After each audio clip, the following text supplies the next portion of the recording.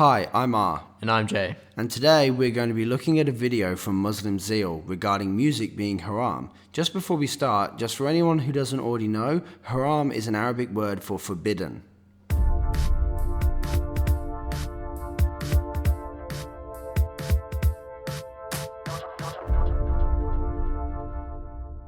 I listen to lots of hip-hop and watch MTV Cribs. Hey, MTV Cribs. Just talked about that. I can't seem to focus on getting close to God. What's your advice? Stop watching MTV Cribs and don't listen to hip-hop.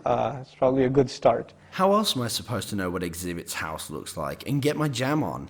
In all seriousness though, if it keeps you away from religious beliefs, it's probably a good thing. Okay, I don't have bias against any particular culture or genre of music, etc., etc. Though I have, strong objections to music per se, though there's some scholarly discussion about it, but I will show you what I'm convinced of. So the only discussion that should exist around this topic is people discussing how wrong it is for people to have such restrictive belief systems that they have to debate whether it is okay or not to listen to music at all. I think nowadays music is probably one of the easiest means to lose your moral sense. Really? You think it's the easiest way to lose your moral sense? So Syria, Afghanistan, Pakistan, Saudi Arabia and Tehran are absolute cesspools due to high abundance of music? No, they are cesspools because Islam reigns supreme there, so freedoms are hugely restricted, education is stifled, capital punishment for harmless crimes such as being an apostate is common, and a vast number of other metrics making places like that a cesspool. All you have to do is read the Pew polls on what a large number of Muslims believe regarding Sharia law and other issues to see that hip-hop isn't what we should be focusing on here. Music is audio pornography today. That's what it is. Audio pornography? What does that even mean? Also, what's wrong with pornography?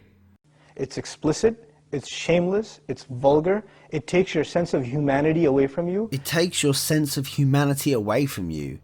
Is that in the same way that taking away someone's right to an education, free speech and freedom of religion is taking away their humanity?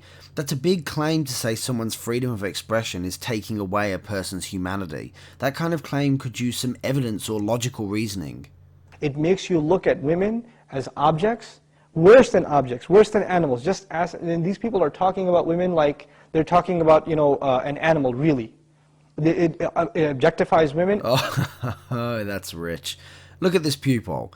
43% of Muslims in Southeast Europe believe that women must obey their husband. Just read quotes regarding women in the Quran. I'll link them in the description. Look, I'm not even claiming that hip-hop as a genre presents women well, but it definitely isn't nearly as bad as Islam does. And especially I've noticed a lot of the brothers that I know of Muslims that are really into the hip-hop scene, and they're kind of doing the hifz of the song, right? They're memorizing the song and they're really good at reciting it with perfect tajweed too, right? And so they do that, and it's just horrible language, horrible, horrific language. The only simple response I have to that, if you have any regard for the Book of Allah, that you really think it's from Allah, بِئْسَ الْإِسْمُ الْفُسُوقُ بَعْدَ الْإِيمَانِ. Okay, I have 3 points here. Point 1, who cares if it has vulgarity? Is that really a huge moral issue? Censorship is still used in most public forums, so if people are exposed to the vulgarity you're talking about, it's likely they are doing it of their own free will. Point 2, I don't regard the Quran as true at all, as the evidence doesn't support any of its supernatural claims, so there is no good reason to believe it. And point 3, I don't speak Arabic, so that means very little to me. Even the name, the mention, the word for something bad is terrible once you have faith. Even the mention of something terrible is horrible for you, it's harmful for you after you have faith. You have to have a clean tongue. Okay, great. So all that tells me is your belief system is hugely restrictive socially, which is a total waste as there is no reason to take that belief system seriously. You have to say what قُلْ لِعِبَادِي يَقُولْ الَّتِي هِيَ أَحْسَنُ. Tell my slaves to say that which is the best. Say what is the best. Say good things from your mouth. Are you serious? Tell my slaves to say that which is best. You're quoting a verse from the Quran giving instructions on how to control slaves, and you're calling music immoral. The lack of self-awareness is amazing. So this is the first thing. When you say horrible things, and you say things that are in direct contradiction to the moral gauge Allah gifted us with, then obviously you're deviating from your natural fitrah, your predisposition to turn to Allah. And when you constantly listen to garbage like that, then you get deviated. You know what would turn me and almost everyone to Allah? Evidence. Just some evidence. If what you said was true, it wouldn't be so flimsy that listening to hip-hop ruins your belief. Listening to B.O.B. claiming that the earth is flat isn't going to convince me the earth is flat, because the evidence that it isn't is too overwhelming. And you don't find pleasure except in disobedience to Allah, and that's the sign of a sick heart. Someone who avoids doing pleasurable things that aren't immoral just because of religious beliefs is a sign of someone who can't think for themselves. So one has to distance themselves from this. This is the first step. And I'll tell you, this is my personal measure. This is not a fatwa. It's my personal analysis. You don't have to take it. Look, I doubt I'll be taking any advice from you, given what you've said so far. But if a person finds listening to the Quran annoying, after they've been listening to hip-hop and this and that for a long time, and as soon as somebody puts the Quran on in the car, you know what they say? Oh man, turn that off, man. I don't want to, I just want to talk.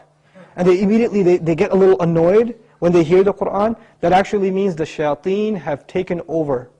And they're constantly making waswas out of this person.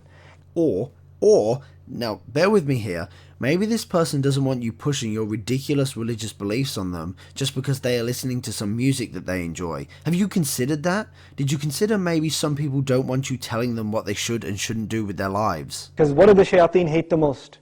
Yes, they hate the Quran.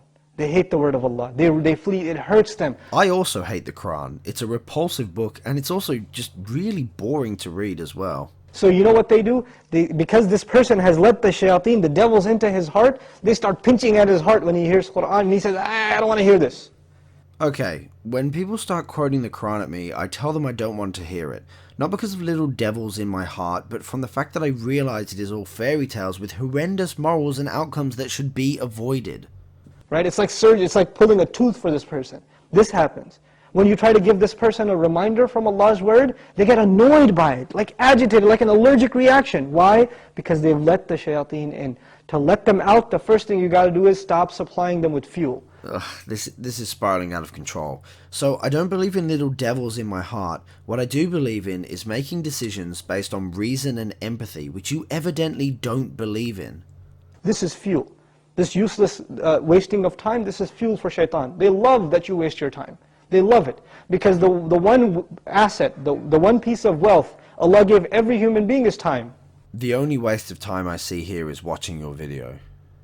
And what is music and TV and YouTube and Facebook and MySpace and like Twitter and whatever else? If you're spending hours and hours and hours on this stuff, what is it except destroying your time? It's taking that one asset away from you. Shaitan would love nothing more. I would like to take this opportunity to point out two things.